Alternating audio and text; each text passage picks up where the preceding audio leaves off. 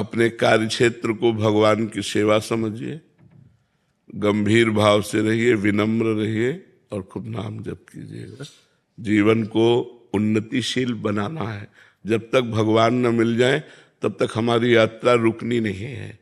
लौकिक पारलौकिक सब क्षेत्रों को पार करते हुए एक बार ठाकुर जी के देखें, जिसके हम असली में हैं, एक बार भरनेत्र उसको तो भी देखें। अनंत जन्म व्यतीत हो गए इसी माया में भ्रमित होते हुए, न जाने किस किस को अपना बनाया, सब छूटते गए। एक बार जो अपना है उसको तो देखें, जो एक बार अपना असली पिता है, जिसने मुझे प्रकट किया, जिसने मुझे बनाया है, एक बार उसको देखें। एक बार लालसा होनी चाहिए। सुनते हैं बड़े सुंदर हैं, यार एक बार तो देखना चाहिए ना, बड़े सुंदर हैं, देखने योग्य हैं, अपने हैं, प्यारे हैं। तो एक बार ये लक्ष्य बना लेना चाहिए कि आप चाहे जिस जन्म में मिलो, ये आपके ऊपर छूट है, लेकिन प्यारे अब मैं आपसे मिलना चाहता हूँ। आपने सब सुख देख दिए, दिखा दिए, अब हम मुझे नहीं चाहिए, अब मुझे आप चाहिए। और अगर आप चाहिए तो सारे सुख आपके चरणों में अपने आप आ जाएंगे। और आपसे विमुख होने पर, देखो हनुमान जी महाराज रावण से बोले कि तेरे पास सब कुछ है लेकिन विवेक नहीं। जिनके द्वारा तुझे सब कुछ मिला है उन्हीं की पत्नी का अपहरण करके तू सुख चाहता है। तो शंकर साहस विष्णु आज तो ही सकहि न राख राम कर द्रोही। हजारों शंकर हजारों विष्णु मिल जाएं तो भी तुझे भगवान राम से द्रोह करने के कारण तेरी रक्षा नहीं कर पाएंगे। और अंततो गत्वा बंदर उसकी खोपड़ी पे पैर मारते हैं। ये हाल देखकर मंदोदरी कहती है कि राम विमुख अस हाल तुम्हारा, रहा न को कुल रोवन यारा। आज जिस समय तू चलता था मैंने देखा है, दिशाओं के दिग्गज कांपते थे। आज वही रावण तेरी खोपड़ियों को बंदर लात मार रहे हैं। ये हालत भगवान से विमुख होने के कारण हुई। तो हम उन भगवान के सन्मुख हो, उन भगवान को प्राप्त करें तो मनुष्य जीवन की सफलता है। को आनंद पूर्वक रहो, मस्त रहो, भगवान के आश्रित रहो।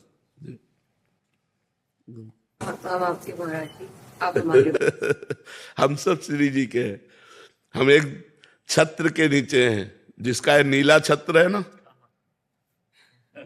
नीला छत्र है ना आकाश, हम सब उसी के बच्चे हैं, हम उसी के हैं। हाँ, आगे का मार्ग आप नहीं जानते तो हम आपका हाथ पकड़ लिए, हमारा कोई हाथ पकड़े है, उसका कोई हाथ पकड़े है और उसका वो हाथ पकड़े है। ऐसे हम क्रम से जा रहे हैं।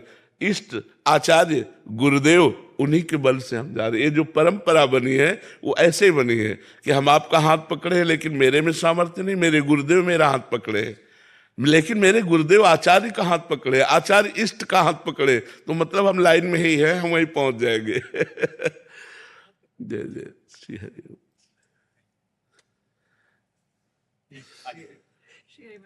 श्री हरि, खूब जाओ, मस्त रहो। अलका श्रीवास्तव जी। राधे राधे महाराज जी। महाराज जी, योग क्षेम मतलब जीवन यापन से जुड़े खर्च की चिंता बनी रहती है, इससे ऊपर उठने के लिए महाराज जी क्या करें? आप बताइए, आप दुख प्राप्ति की चाह करते हैं क्या? कोई स्वयं प्राप्त होता है ना, ऐसे सुख प्राप्त हो जाएगा जो आपके भाग्य में लिखा है। सुख और दुख के लिए आपको प्रयास नहीं करना, आपको प्रयास करना है सुख और दुख से परे परमानंद की प्राप्ति के लिए, भगवान की प्राप्ति के लिए। यदि आप भगवान की प्राप्ति के लिए प्रयास करते हैं तो आपको योग क्षेम की चिंता नहीं करनी पड़ेगी, क्योंकि स्वयं ठाकुर जी कह रहे हैं अनन्यश्चिन्तयन्तो माम ये जनाः पर्युपासते तेषां नित्याभियुक्ता नाम योगक्षेमं वहाम्यहम्।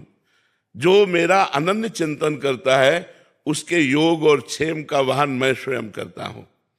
योग का तात्पर्य होता है प्राप्त जो है और अभी जो नहीं प्राप्त है, नहीं प्राप्ति की प्राप्ति कराने का नाम योग है, और जो प्राप्त है उसकी रक्षा करने का नाम क्षेम है। जो नहीं प्राप्त है वो स्वयं ठाकुर जी प्राप्त कराएंगे, और जो प्राप्त है उसकी रक्षा स्वयं ठाकुर जी करेंगे। वो देख रहा है योगक्षेमं वहाम्यहम्, वो ऐसे थोड़ी बोल रहा है, वो सच्चिदानंद है, वो सत्य नारायण है, वो जो बोलता है वो करता है। उन्होंने कहा योगक्षेमं वहाम्यहम्, मेरा सिर्फ कार्य है उसका आश्रय लेकर चिंतन करना और उसका कार्य है व्यवस्था करना। हम जब उसकी शरण में हैं तो उसकी व्यवस्था अपने आप होगी। आप चाहे गृहस्थ हो चाहे विरक्त हो, सबकी वो व्यवस्था करता है। हम आपको कैसे बताएं, वो इतना आगे से आगे देता रहता है। आपको क्यों नहीं मिलता? क्योंकि आप अहंकार से अपना पोषण कर रहे हैं, भगवान से नहीं। मैंने ये किया, मैं ये करूंगा। अहंकार विमूढ़ात्मा करता हम मन्यते, तो उतना ही मिलेगा जितना आप कर रहे हो। अगर ऐसे हो गए, एक होता है गोदनामा और एक होता है निजी कमाई। जो भक्त होता है वो गोदनामे में होता है। हमारा विश्वास, हमारा आत्मनिर्भर भाव, हमारी आत्मा भगवान है, उन पर निर्भर भाव, तो कहते योगक्षेमम वहाम्यहम्। हम एक गृहस्थ की बात बताते, हम रोटी मांगने जाया करते थे, तो उनको देखते तो पूजा में ही लगे रहते। बिहारी जी के तीनों काल के दर्शन, यमुना स्नान, वृंदावन की प्रदक्षिणा और नाम जब भक्ति में रत रहते।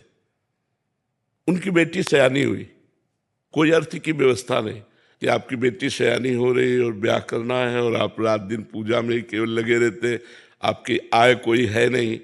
जो रेलवे में तो उससे जो उनको मिलता था पेंशन, उसी से उनका चलता था। वो बिल्कुल बिल्कुल विरक्त संत जैसे गृहस्थी में। तो उनका बाबा, हम बिहारी जी की वो बात देखते हैं जो उन्होंने कहा योगक्षेमम वहाम्यहम्। मैं पूर्ण भरोसे पे हूं, जिस तारीख को जिस समय होना होगा वैसा होगा। एक परमहंस जी थे, अभी उनका शरीर पूरा हुआ, बड़े ब्रज के गुप्त परमहंस थे, उनको कोई जानता नहीं था। वो एक इंजीनियर को गुड़गांव से लेकर के आए बिहारी जी के दर्शन कराने।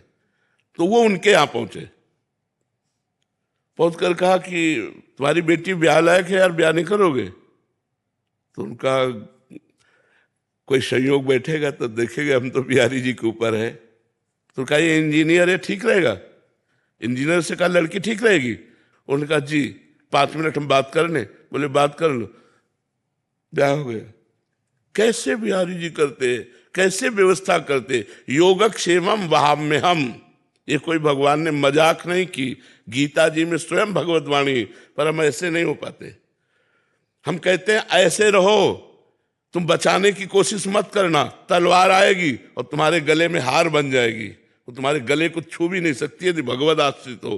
5 वर्ष का बालक प्रहलाद है, त्रिभुवनपति हिरण्यकश्यप है, आग में जलाता है, जहर पिलाता है, हर कोशिश मारने की करता है, लेकिन 5 वर्ष के बालक का बाल भी बांका नहीं कर सका। और भगवान ने नरसिंह रूप धारण करके फाड़ के फेंक दिया उस वरदानी, विशेष विशेष वरदान प्राप्त किए हुए हिरण्यकश्यप को भगवान ने फाड़ के फेंक दिया। और 5 वर्ष के बालक का वो त्रिभुवनपति होने पर भी बाल बांका नहीं कर पाया।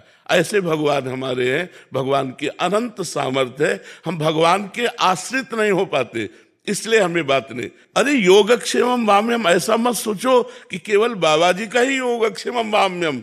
भगवान अपने भक्त का योगक्षेमम। अर्जुन बाबा जी हैं क्या? अर्जुन के रथ की बागडोर पकड़े हुए अखिल ब्रह्मांडों का नायक वहां बैठा जहां अर्जुन की जूतियां है। रथी जब खड़ा होता है तो उसकी पादुका जहां होती वहां सारथी का निवास।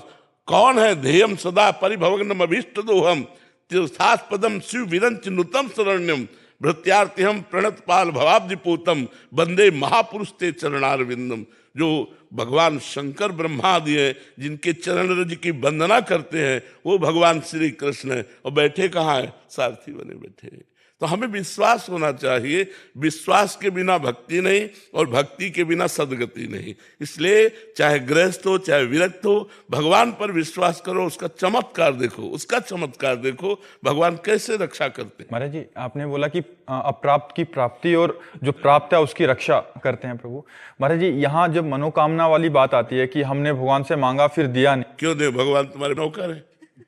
तुमने तपस्या की, तुमने साधना की, तुमने उपवास रखे, तुमने व्रत रखा, तुम तीर्थ याटन किए, तुम कितना नाम जप किए, क्यों दे दे? हमने बताया है कि 2 प्रकार से भगवान देते हैं।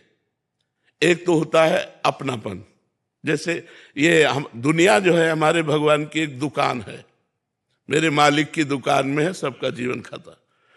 अब इस दुकान पर जब हम जाते हैं और हम कहें जरा सोने का हार दिखाइए, लीजिए, पैसा आपको देना पड़ेगा।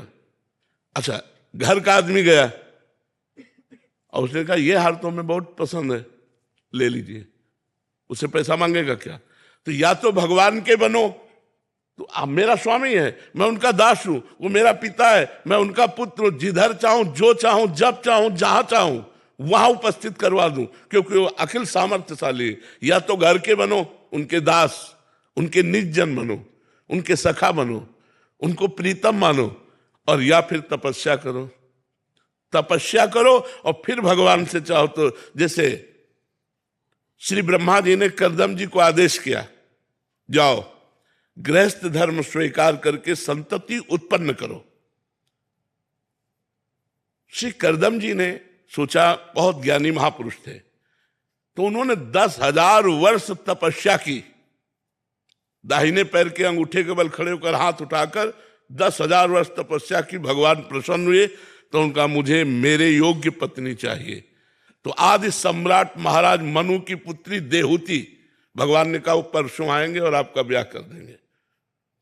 पत्नी भी चाहिए तो 10,000 वर्ष, तो कलयुग में 10,000 वर्ष तो जीला नहीं, 80 वर्ष जीला यार। 10 दिन तो भजन करो, कुछ चाहिए तो भजन करो। ऐसे थोड़ी कि बोल दी जाके कि तुम्हें 100 किलो लड्डू खवा दे, भूखों मर रहे हैं। अरे पूरे विश्व ब्रह्मांड को भगवान पवार है। अच्छा, ये काम नौकर से कहा जाता है। मालिक को तुम नौकर समझ रहे हो कि तुम्हें 50,000 का फूल बंगला बनवा देंगे, हमारा काम कर दो, ऐसे नहीं होता। या तो इतनी तपस्या हो, आपका भजन हो, व्रत उपवास हो, तीर्थयाटन हो, तो मांगिए, अनुष्ठान कीजिए तो पूर्ति होगी। या आप भगवान के बन जाइए कि नाथ आप मेरे स्वामी हैं, मेरी आवश्यकता है, तो भगवान उस आवश्यकता की पूर्ति निश्चित करेंगे, निश्चित करेंगे। विश्वास कीजिए। अगर दो में से आपका कोई न तप है और न संबंध है, तो ऐसे मांगने से नहीं मिलता। ऐसे मांगने से तो सब लोग मांगते रहते हैं भगवान से, ऐसे थोड़ी सुनते हैं भगवान। हमारी बात मान लो, भगवान को अपना मान लो। अपना मानने में क्या जाता है, वो तो अपने है ही। और फिर प्यार से उनसे बात करो।